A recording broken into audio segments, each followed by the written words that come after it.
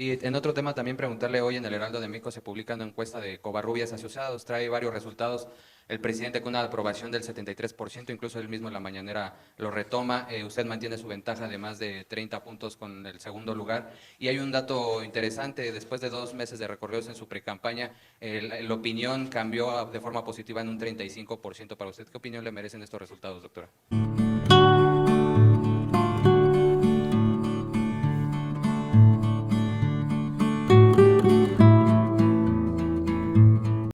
Amigos y amigas, vamos a ir a una conferencia que dio Claudio Sheinbaum junto con el dirigente Mario Delgado, acompañado de Ricardo Monreal, Adán Augusto, Ignacio Mier, coordinador de los diputados de Morena, además el diputado Fernández Noroña.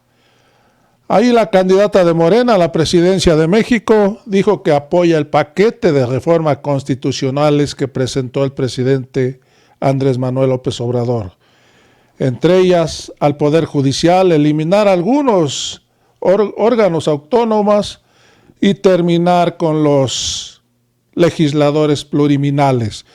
Hay que recordar que esos diputados pluriminales son pagos que hacen a amigos, a compadres, a gente que se arrastra con los líderes e inclusive son pagos hasta para damas de compañía. Así de ese pelo, aunque usted no lo crea, aunque digan que estamos calumniando, pero es la pura verdad. Así se las gastaban estos señores del PRI y el PAN. Amigos, vamos a ir a este video y también vamos a escuchar al dirigente nacional Mario Delgado, donde dijo que hay que recordar que hay una campaña de Xóchitl Gálvez en contra del presidente López Obrador, donde andan diciendo que lo que le hicieron a la candidata opositora en Estados Unidos fue pagada por el partido Morena, que pagó a los migrantes para que la insultaran, la corrieran, le mentaran su Mauser. ¿Qué es lo que responde el dirigente de Morena? Dice que están visiblemente desesperados porque hoy acusan a Morena de organizar un ataque contra Xóchitl Gálvez en Estados Unidos. Amigos y amigas, lo que pasa es que el pueblo, los migrantes ya despertaron. Por culpa del PRI y el PAN, hoy millones de migrantes están en aquel país a causa de que estos gobiernos los obligaron a irse. No había trabajos, salarios mal pagados y hoy se preguntan que por qué los insultan. Amigos, vamos a ir a esta conferencia donde hubo muchas preguntas de reporteros. Amigos, vamos a ir a la conferencia.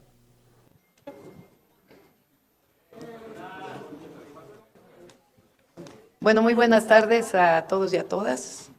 Estábamos llevando a cabo, que teníamos ya preparado, una reunión de discusión sobre los diálogos por la transformación, sus avances, pero no podíamos dejar de presentar ante los medios de comunicación, a quienes nos escuchan por redes sociales, nuestra posición frente a las propuestas de reforma constitucional que presentó el día de ayer el presidente de la República, Andrés Manuel López Obrador. Estamos aquí, Ricardo, el equipo de precampaña, que ya será de campaña, y por supuesto los coordinadores parlamentarios, porque Ricardo regresó como coordinador de la fracción de Morena a la Cámara de Senadores, Nacho Mier en la Cámara de Diputados, y por supuesto Adán Augusto, Estela, Citlali, Jesús, Mario, nuestro presidente, Gerardo, Regina, Tatiana, Raúl y Renata. Bueno, en primer lugar queremos decir muy claramente que respaldamos las propuestas presentadas el día de ayer por el presidente Andrés Manuel López Obrador al Congreso de la Unión como reformas constitucionales. Desde nuestra perspectiva, amplían y fortalecen los derechos sociales y humanos representados en la Carta Magna, fortalecen la democracia las libertades, un gobierno honesto y austero, la soberanía nacional y, por supuesto, también la protección de los animales y la protección del medio ambiente. Estas propuestas son parte del programa que vamos a presentar el 1 de marzo a la ciudadanía como inicio de la campaña electoral de nuestra coalición Sigamos Haciendo Historia. Estamos convocando de manera muy importante una difusión en todo el país de estas propuestas, a nuestros militantes, simpatizantes y, por supuesto, a un debate nacional sobre lo que presentó el presidente el día de ayer. Y aprovechamos para invitarlos el próximo 1 de marzo, al inicio de la campaña y la definición clara de lo que representa nuestro proyecto de nación, que incluye las propuestas presentadas ayer por el presidente Andrés Manuel López Obrador de manera muy importante, y estamos convocando al pueblo de México a defender y avanzar en estas propuestas el próximo 1 de marzo a las 4 de la tarde al Zócalo de la Ciudad de México como inicio de la campaña y de esta defensa de la transformación, profundización y ampliación de los derechos del pueblo de México, de la democracia y de las libertades. Este es el anuncio que queremos hacer el día de hoy y, por supuesto, contestamos sus preguntas. Iniciamos ronda de preguntas y respuestas con Carlos Navarro del Heraldo. Buenos días a todas y todos. Doctora, preguntarle, Morena y aliados no tienen mayoría calificada en el Congreso. ¿De qué manera van a lograr aprobar estas 18 reformas constitucionales para lograr lo que el presidente pretende con estas reformas? Pues estamos convocando para que a partir del 1 de septiembre de 2024 tengamos una correlación distinta en el Congreso de la Unión y puedan ser aprobadas con la mayoría calificada, lo que llamamos el Plan C. Doctora, preguntarle, si no se logra esto, en este proceso, si no se logran aprobar, ¿hay algún otro plan o de qué forma se van a llevar a cabo?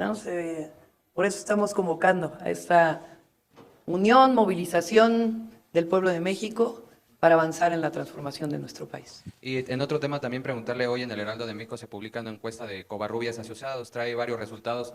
El presidente con una aprobación del 73%, incluso él mismo en la mañanera lo retoma. Usted mantiene su ventaja de más de 30 puntos con el segundo lugar. Y hay un dato interesante, después de 2 meses de recorridos en su precampaña, la opinión cambió de forma positiva en un 35% para usted. ¿Qué opinión le merecen estos resultados, doctora?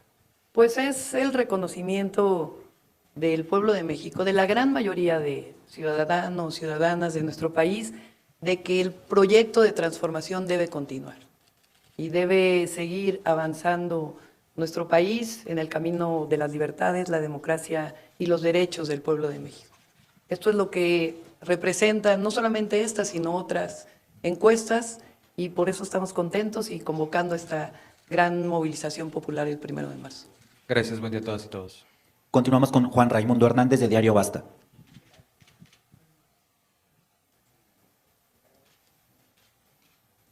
Listo. Buenas tardes a todos y todas. Doctora, al día de ayer que hizo la presentación de este paquete de reformas el presidente, mencionaba que en 36 años de gobiernos neoliberales no se legisló precisamente para proteger al pueblo de México, para darle justicia al pueblo de México. Hoy algunos grupos, PRI, PAN, ya ponen los primeros peros. Ponen el primer pero, lo que es en la materia de pensiones, en donde dicen que este fondo que va a haber no va a ser suficiente. También ponen peros en lo que es la cuestión en este caso de la reforma electoral y también de la reforma al Poder Judicial.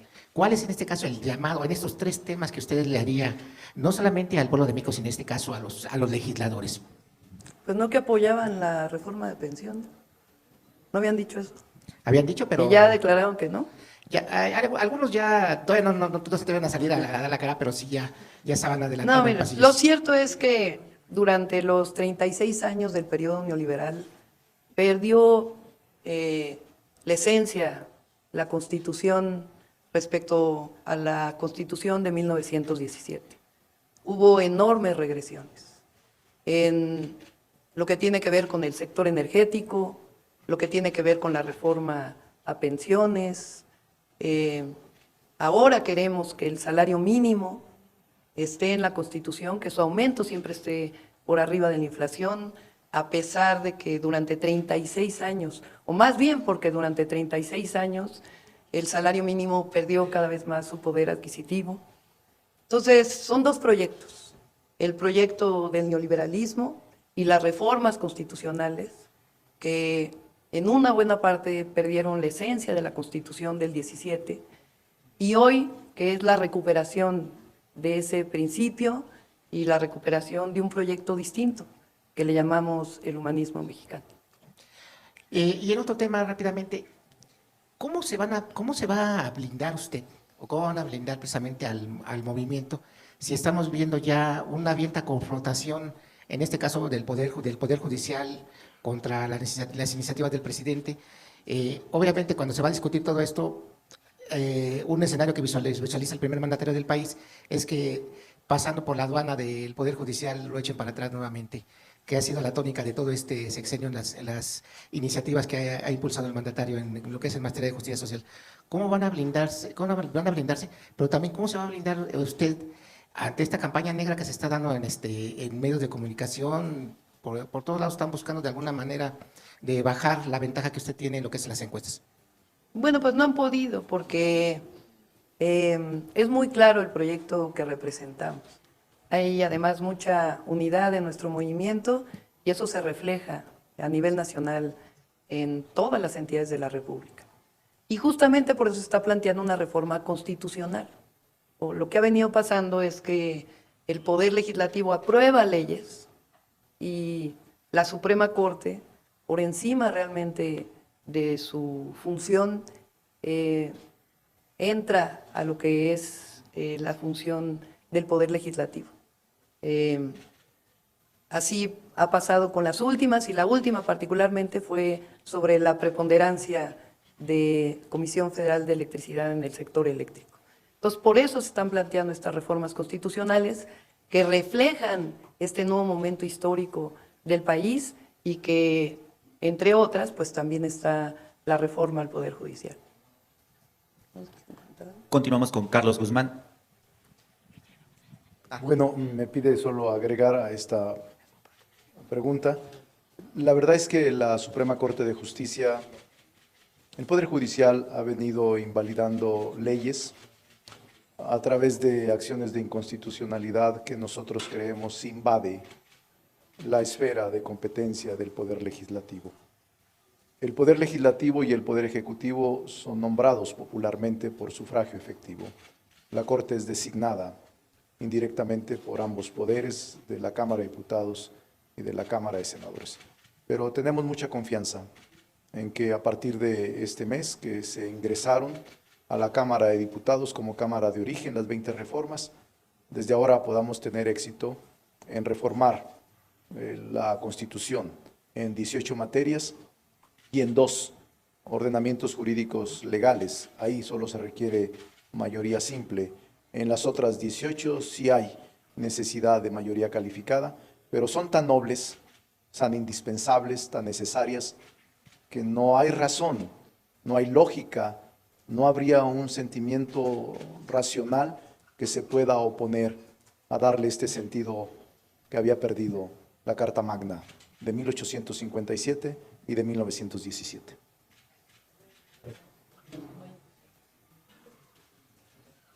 Bueno, muchas gracias, doctor. Nada más a abundar que se requiere que sean mayoría calificada porque las reformas constitucionales ya no admiten controversia en el Poder Judicial, no así las leyes consideradas como secundarias, y por eso el llamado que hoy hace la doctora Claudia Sheinbaum para que nos sumemos todos en unidad, que vayamos a que el pueblo de México conozca la propuesta, las reformas, para que apoyen y el 1 de septiembre, a partir del 1 de septiembre, pueda haber ya la mayoría calificada en las cámaras. No, ninguno. Perdón, ¿están evaluando el hecho de que la Suprema Corte las pueda echar atrás? No, es lo que comenta Adán Augusto. Eso le pedí aquí a los abogados lo plantearan, no hay inconstitucionalidad en reformas constitucionales.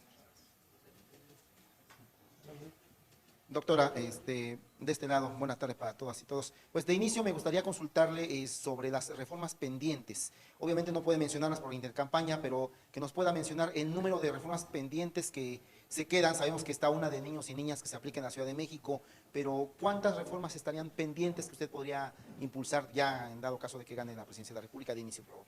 A ver, este es parte de nuestro programa, por supuesto no es todo. Estamos justo trabajando en las propuestas que vienen de origen del programa que propuso Morena como proyecto de nación y al mismo tiempo con estos diálogos por la transformación que lo estamos enriqueciendo. Ya lo presentaremos el 1 de marzo y por supuesto estos planteamientos que hace el presidente como reformas constitucionales son parte de nuestro proyecto de transformación. Y también su opinión respecto a lo que pasó este fin de semana con su oponente, Xóchitl Gálvez, que tuvo confrontación con grupos de migrantes allá en Estados Unidos y también, bueno aprovechar, primero está con el presidente. Bueno, me cede la palabra nuestra candidata porque me acusaron a mí de haber organizado protestas en su visita a los Estados Unidos y con esa acusación revelan que no conocen a nuestros compatriotas, a los migrantes, que son combativos, que son aguerridos, que son muy informados, que están muy agraviados porque los gobiernos neoliberales del PRI y el PAN los obligaron a abandonar su país. Entonces, ¿cómo esperaba que la recibieran? Y vean la diferencia de cuando estuvo nuestra candidata, la doctora Sheinbaum, en Los Ángeles, en eventos verdaderamente emotivos. Fue insuficiente el Teatro $1 Million en el que se celebró el evento, por la gran expectativa que generó en la comunidad migrante y el decidido apoyo que le dieron a la doctora Sheinbaum. Entonces, pues obviamente ellos no necesitan que los organice nadie, ellos están organizados y están muy atentos con lo que pasa en nuestro país.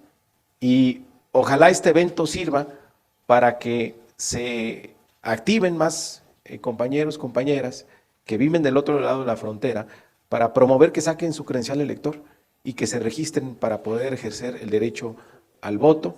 Estamos ya a unos días de que termine el plazo, el 20 de febrero, pero todavía están a tiempo y la Cancillería ha dado facilidades para que ya no sea tan engorroso el trámite, para que puedan llegar directo, sin cita a los consulados, a sacar su credencial de elector y a registrarse para poder votar el próximo 2 de junio. Pero lo que ella vivió pues es la realidad de lo que piensa la comunidad migrante mexicana en los Estados Unidos, de los gobiernos neoliberales. Y aprovechamos para agradecerles, porque otra vez rompieron cifra récord en el envío de remesas el año pasado, rebasando los $60,000 millones. Y aprovechando que está usted o la doctora, pues sí también respecto al evento de ayer que tuvo Xóchitl en Washington, mencionando de que le pide a Estados Unidos no abandonar la democracia en México.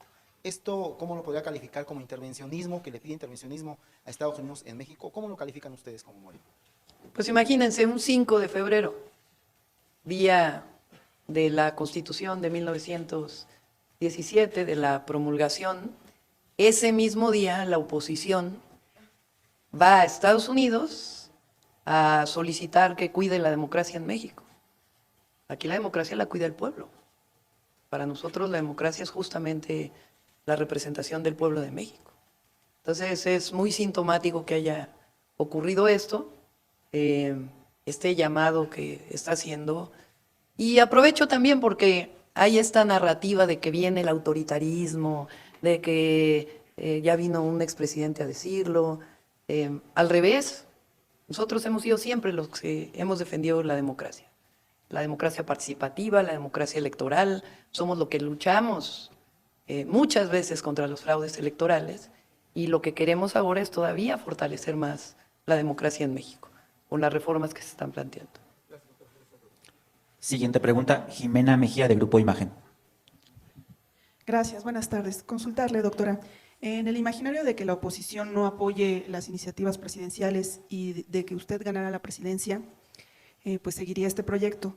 saber si ya hicieron una revisión presupuestal, si tendría algún impacto estos apoyos sociales y estas iniciativas de pensiones, y si se contemplarían la creación de impuestos. Gracias. Sí, de todas las propuestas que se presentan, solamente hay dos que pueden tener impactos presupuestales. Una es la reforma a las pensiones para los afiliados o los que tienen seguridad en el Instituto Mexicano del Seguro Social, y dos para los trabajadores del Estado. Para ello, el presidente está dejando un fondo que se va a hacer este año. Es un fondo de más de 60,000 millones de pesos que van a permitir no solamente un fondeo, digamos, para el próximo año, sino de aquí hasta el 2031. Nosotros ya hicimos ese cálculo, porque la reforma de Zedillo fue en el 97, aunque ya hay algunos casos, inicia realmente en el 2027, cumpliéndose los 30 años para la jubilación de los primeros trabajadores, y en el caso de Calderón fue en el 2007, si mal no me acuerdo, la reforma. Entonces, digamos que de aquí al 2030, 31 está considerado a partir del fondo, y después ya se están haciendo propuestas específicas. Y la otra que tiene que ver con que ni los maestros, ni los médicos, médicas, marinos, soldados, trabajadores determinados, que son trabajadores del Estado, tengan un ingreso menor al salario medio establecido por el Instituto Mexicano del Seguro Social, y ahí también ya está considerado el presupuesto. Entonces no representa un gasto que no pueda solventarse, y además nos va a alcanzar para hacer obra pública y nos va a alcanzar también para seguir avanzando en los derechos. Ya lo que se presentará hacia adelante ya lo presentaremos en su momento, pero esencialmente estamos planteando siempre un presupuesto y un trabajo honesto, de austeridad republicana, que nos permita utilizar los recursos públicos de manera adecuada.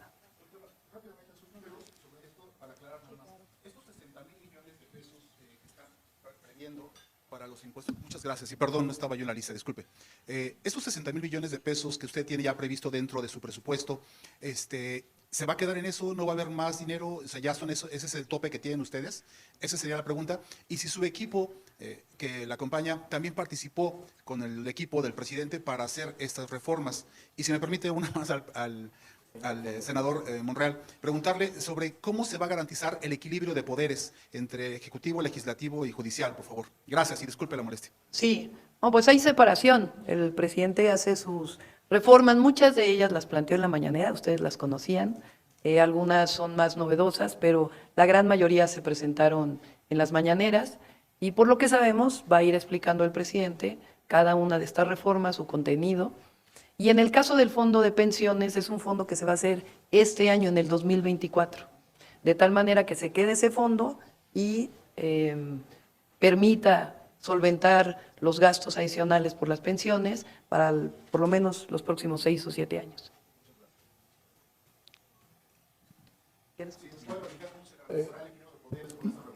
Sí, de hecho existe un equilibrio real de poderes. Quien lo garantiza es la Constitución. Y yo diría que a partir del 18 existe un real equilibrio de poderes. Yo he sido legislador muchas veces, en 3 ocasiones senador, en 3 veces diputado federal, y no existía sino subordinación del legislativo al ejecutivo y del judicial al ejecutivo. Lo viví, no me lo platican, lo viví en carne propia, y esta es la primera ocasión donde hay un debate libre, donde hay tolerancia, donde no hay persecución y donde hay un equilibrio real entre los poderes. Incluso dentro de nuestras fracciones de Morena hay debate intenso, pero al final todos decidimos por voto mayoritario lo que hacemos. La doctora Claudia Sheinbaum, antes de venir a esta reunión, nos convocó a los legisladores a discutir el plan del presidente, y venimos ahora, en el caso mío, facultado por el grupo parlamentario de Morena, para decir sí a las reformas y sí al respaldo de las mismas en el seno del Congreso, solo que ahora actuaremos como Cámara Revisora.